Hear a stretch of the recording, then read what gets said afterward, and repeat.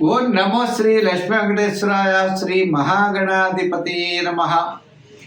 ఉగ్రం వీరం మహావిష్ణుం జ్వలంతం సర్వతోముఖం నృసింహం భీషణం భద్రం మృత్యుర్నమామ్యహం. ప్రేక్షకు నమస్కారాలు తెలియజేస్తూ మనం ఏప్రిల్ మాసంలో ఈ ద్వాదశ రాశులకి ఎలా ఉంటుంది అనే విషయాన్ని మనం స్పష్టంగా తెలుసుకుందాం. అనుకూలంగా లేని వారు సులభమైన పరిహారాల ద్వారా మనం ఆ యొక్క రాశులు ఏ వారు ఏం చేస్తే బాగుంటుందో తెలుసుకుని తద్వారా ఆచరించడం ద్వారా అనుకూలమైనటువంటి ఫలితాలను మనం పొందగలుగుతాం. అయితే ముందు సంచారం ఎలా ఉన్నది అన్నట్లయితే వృషభ రాశిలో గురుడు, మిథున కర్కాటక రాశుల్లో కుజుడు, కన్యా రాశిలో కేతువు, మీన రాశిలోనే 4 గ్రహాలు ఉన్నాయి. అంటే రవి, బుధుడు, శుక్రుడు, రాహు మీనరాశిలో ఉన్నాయి. మరి శని కుంభరాశిలో ఉన్నది. మరి కొంతకాలానికి అంటే ఏప్రిల్ 15వ తారీఖు నాటికి మనకి రవి భగవానుడు తప్పనిసరిగా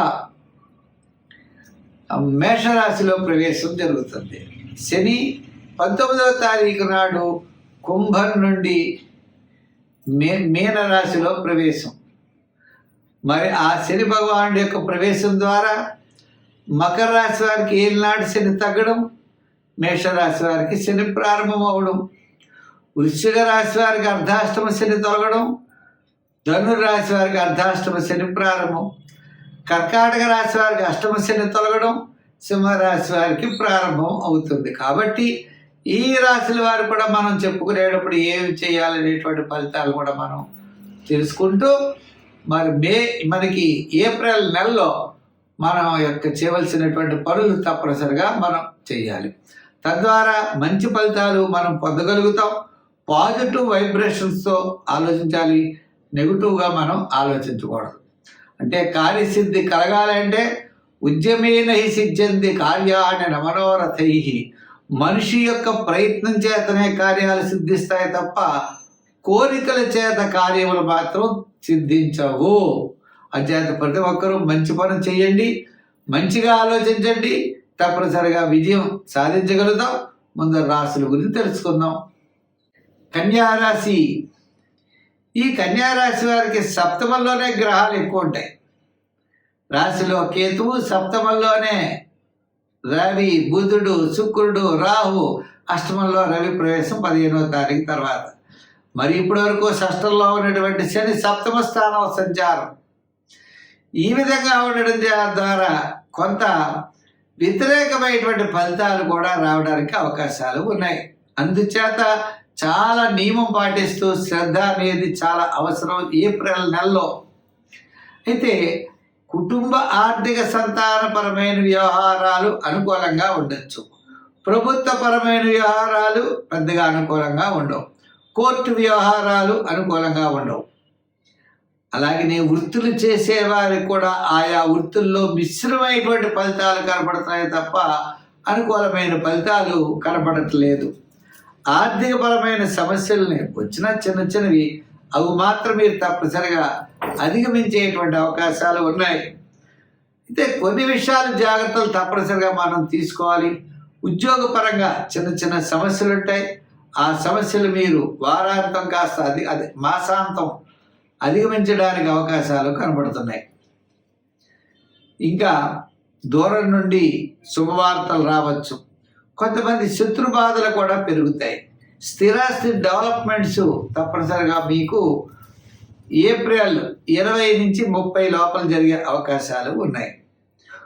అలాగే వ్యాపార పరంగా కూడా జనరల్, కిరాణా, మెడికల్, ఫ్యాన్సీ, గృహోపకరణాలు, చిన్న వృత్తులు, సంచార వృత్తులు చేసేవారికి ఈ మాసం ఆర్థికపరమైన ఇబ్బందులు అయితే ఉండవు.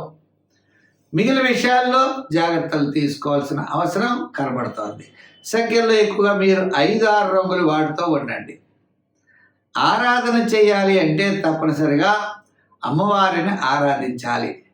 దానాల్లో ఎక్కువగా మీరు చేయవలసింది మినుగులు, మినపప్పు దానం చేయాలి.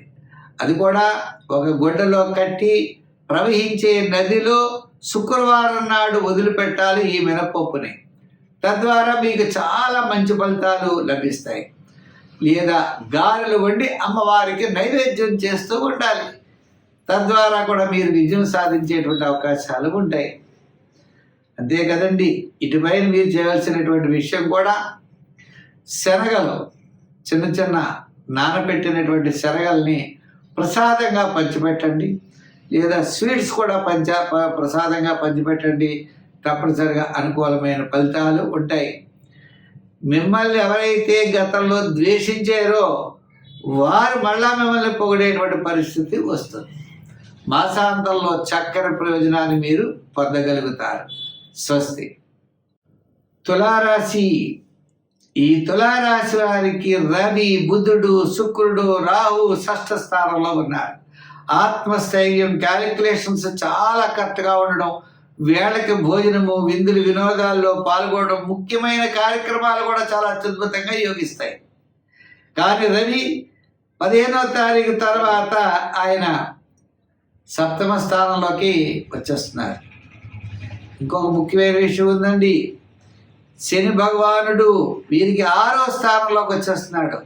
తద్వారా భవిష్యత్ అంతా కూడా అత్యద్భుతమైనటువంటి మంచి ఫలితాలు పొందేటువంటి అవకాశాలు ఉన్నాయి.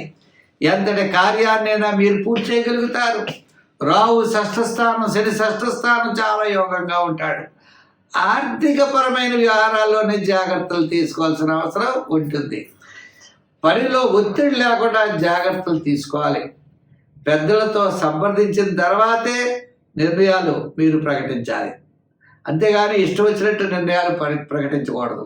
మీ యొక్క సంభాషణలో స్పష్టత అనేది చాలా అవసరం. అంతే కదండి. బలమైనటువంటి సంకల్పం కూడా మీకు చాలా అవసరం అవుతుంది. కొన్ని ఫలితాలు వ్యతిరేకంగా ఉంటాయి ఆర్థిక వ్యవహారాల్లో, అయినా నిరాశపడకండి. మీరు ధైర్యంగా ముందుకు వెళ్ళండి. విజయాన్ని సాధించగలుగుతారు. ఉద్యోగ పరంగా, రాజకీయ పరంగా మంచి అభివృద్ధి అనేది ఘోషిస్తోంది. దానికి ప్రణాళికలు ఇప్పటి నుంచే మీరు ప్లానింగ్ విధానం ఇప్పటి నుంచే ఉండాలి. మరి సంఖ్యల్లో ఎక్కువగా మీరు వాడవలసింది 6 నెంబర్ ఎక్కువగా వాడండి. 8వ నెంబర్ కూడా వాడచ్చు. రంగుల్లో తెలుపు, గ్రీన్, లైట్ బ్లూ కలర్స్ని ఎక్కువగా వాడండి. మరి ఎక్కువగా శివారాధన చెయ్యండి. శివాలయానికి వెళ్ళండి. శివ స్తోత్రాలను పఠించండి. గురువార నియమం పాటించండి. మరి శనగలు కానీ స్వీట్ పదార్థాలు కానీ పంచిపెట్టండి. వ్యాపార పరంగా ఎలక్ట్రానిక్స్ వారికి, గృహోపకరణాలు, కమిషన్ సంబంధించిన వ్యాపారాదులకి అత్యద్భుతమైనటువంటి యోగం కనపడుతోంది. విద్యార్థులు దక్షిణామూర్తి స్తోత్రాన్ని పఠించాలి. మహిళలు కూడా శుభరూపమైనటువంటి కార్యక్రమాలు, లలితా సహస్రం, లక్ష్మీ సహస్రం లాంటివి పారాయణ చేయండి. మంచి ఫలితాలు ఉంటాయి. స్వస్తి.